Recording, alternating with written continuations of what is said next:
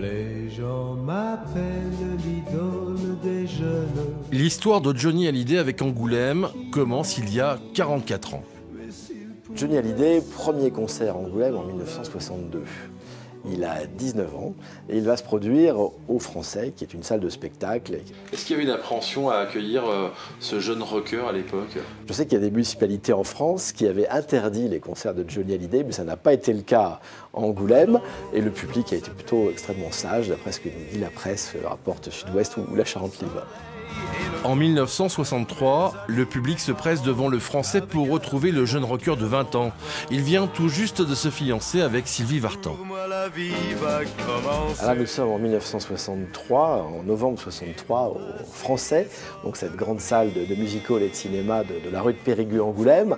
Sylvie Vartan apparaît ici dans la loge qui lui était consacrée, juste avant la première partie du spectacle qu'elle animait, puisqu'elle était en première partie.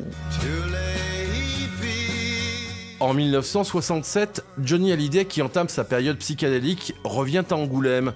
Costume brillant, gros ceinturon et boots. Une nouvelle fois, son passage est immortalisé pour la presse par le studio Christian Claude.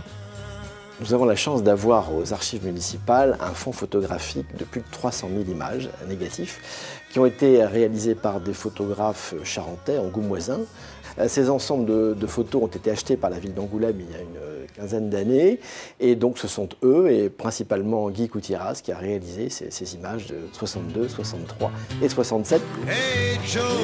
Un fonds photographique qui regroupe d'autres artistes et qui est consultable sur demande aux archives municipales d'Angoulême.